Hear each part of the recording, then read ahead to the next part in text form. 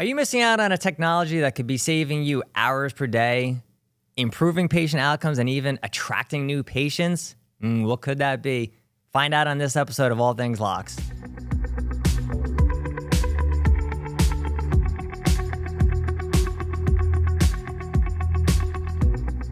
On today's episode, we're going to be diving into a hot topic that spreads across every single field in the US and in the world. That topic is AI. Ooh, I know some of you automatically think the machines are coming to get us, go back to Terminator, but we're going to be talking about how to really incorporate AI into a healthcare organization the right way. And what we're going to be discussing today are not just some of the benefits, but I do want to go over some of the challenges as well as some of the overall myths that we encounter, right? Because that is part of it.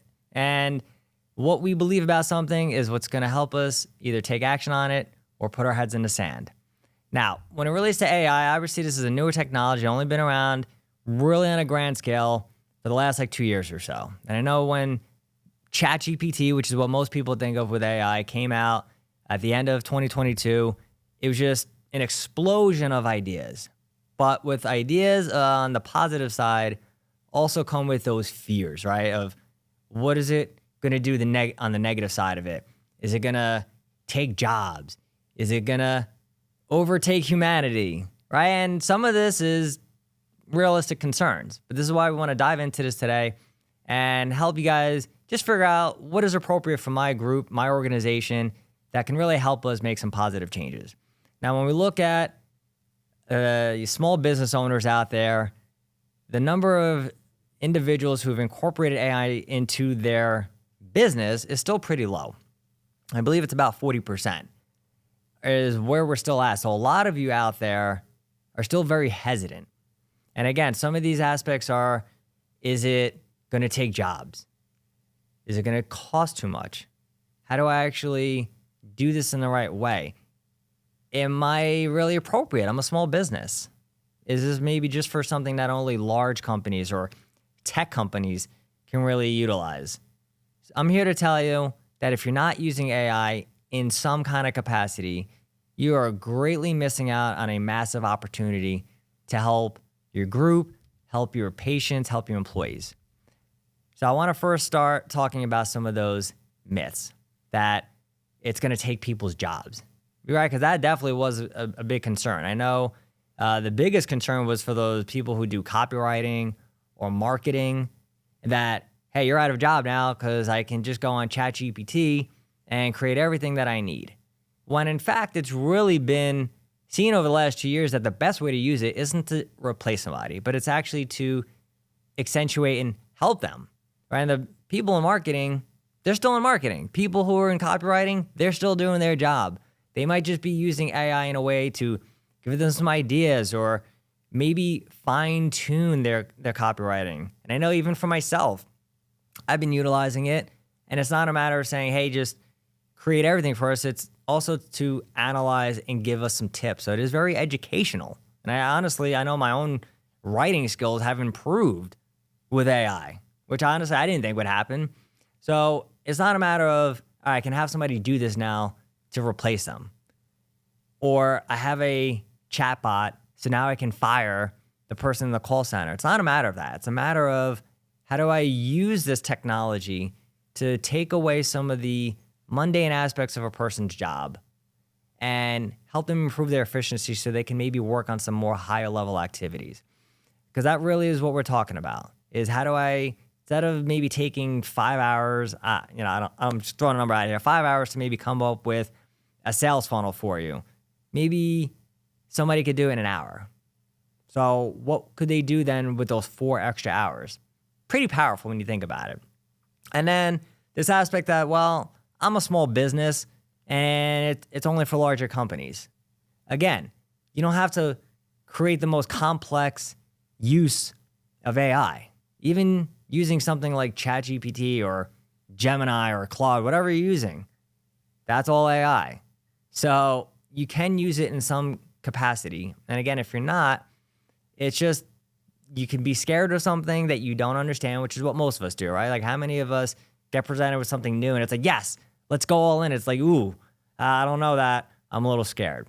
So there is an educational aspect of AI that you in healthcare need to really start understanding. Because once you start actually seeing its capabilities, man, it opens up some amazing opportunities.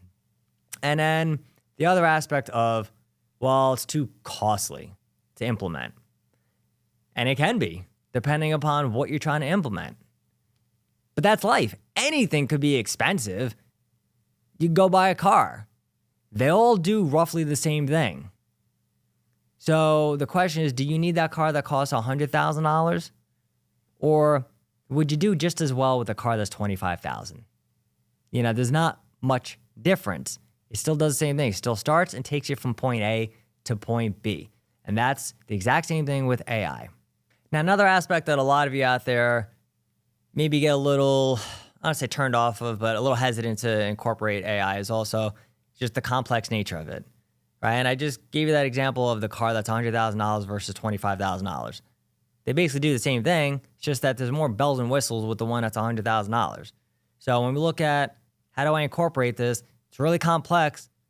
Depends on what you want to implement, but it also really comes down to what does your organization need, right? Because there's also a difference in human psychology of what we need versus what we want, right? So going back to that person who bought the $100,000 car, do they really need that? No. Do they want it? Absolutely. And that's what a lot of our buying decision comes down to. It's never, most of us don't buy stuff because we really need it. And if you don't believe me, go on your Amazon account and you'll find out how much crap do we buy that we want it. Doesn't really do much for us, but then we still get it anyway. And that's the same concept in AI. So it has to be what is appropriate for our clinic. What do we actually really need? What are the capabilities? If you're a growing and scaling a practice, okay, fine. What you need right now might not be the same what you need in a year. So you do have to factor in what is your growth. But if you're a practice that's established and you want to keep your numbers relatively the same, you don't see the amount of people you're bringing in exploding, all right, what do we really need right now? Like some of you out there don't need Salesforce when you have a practice of like 2 providers and 5 employees. But for a large organization that has maybe 150 to 200, if not more, yeah, Salesforce might be appropriate for you. It's also going to be a lot more complex and a lot more costly. So that's what I'm talking about here. Now, when we're talking about other challenges implementing, there is the aspect in healthcare specifically only of HIPAA. All right, so those making sure that what we're attaching to our patients' files are protected. But again, the solutions that we're not going to talk about are going to be addressing each of these items. And that's what I want you to understand is that for every challenge or obstacle or fear or myth that you have created, there is a solution for it. So when we look at being resistant to change, and maybe if you're the owner, you say, I'm not, let's go all in. And a lot of you probably are having that kind of mentality because you wouldn't open a business if you weren't a little bit open to risk. But now you have employees, and a lot of them are not open to risk like you are. But there's also just the aspect that I mentioned a few minutes ago of people, we tend to get scared of changing, which is why a lot of us don't do it throughout our lifespan because it creates a lot of uncertainty. I don't know what's going to happen next, as opposed to if I keep everything the same, life and my days become very predictable, which makes me feel better. So now you have to deal with the fact that you might be all gung-ho, but then you have employees who are like, oh shit, like, is this going to replace some of my colleagues and friends? And then this is going to make my work harder because now I have to learn a whole new system. And I remember encountering that even just, and I'm sure most of you encountered this as well, switching from paper notes, which, I know, like, how old are you? Like, old enough, paper notes to an electronic health record system, right? And how ridiculously challenging was that? And I hope to never experience that ever again, which I'm sure is probably how you feel. But introducing an EHR, I remember so many employees. I remember one off really off the top of my head. She was just like, nope, I don't want to do it. This is what people are like. So now you're incorporating something that is completely brand new. You're going to have to deal and manage. And that's what, you have an organization. The biggest aspect of that is how do you manage people? That is actually what makes organizations that are really great, is they know how to manage their employees. versus, hey, by the way, tomorrow we're switching over to a whole new system. Or by the way, tomorrow you have to learn this AI platform. And then that's it. You got 1 day of training and good luck. So it's how do I provide them the best support that's going to make this transition as easy as possible for them while also helping them understand this is why we're actually doing this. Okay, so there's that aspect of it. When it comes to HIPAA compliance, there are companies out there that are HIPAA compliant, so just do your research, right? It's a very reasonable concern. You have to do some research, just like anything else. You don't buy anything. It's not like you go on Google and just say, well, the first 3 companies don't look like they provide HIPAA compliant systems, so I'm just not going to do it. No, you can go past the 3rd search on Google and find somebody that will be able to provide you and with a HIPAA compliant system. So if that's your concern for not making a transition, it's just an excuse. Sorry. The other challenge too is how to integrate it with systems. The same thing about the HIPAA compliance. There are systems out there that integrate. Now, you might be saying, I don't know this. I'm not into technology. This is why you have experts, right? I'm not the tech expert. So if you said, hey, Dan, let's talk to me how I can roll all this technology. And I'm like, all right, let me go find you my other colleague who can help you with that. You have to ask people who are the experts for help. As a business owner or a manager, your goal isn't to know everything because that's unreasonable. So therefore, who can help me with this transition? And you might say, I don't even know where to look. All right. You can go, where are people who are trusted experts? Maybe it's LinkedIn, where you could find somebody who is a medical tech expert, healthcare tech expert. Maybe you can hire them as a fractional, chief technology expert. Maybe they could work for you for 5 hours a week and help you transition and get your clinic to where it needs to be in 2025 and planning for the future. So there are options. And I'm going to be brutally honest with you. I've made this mistake of I'm going to call it what it is, making excuses. Or you want to kind of play the victim to yourself a little bit. And I know maybe I'm sounding a little harsh, but I've done this myself.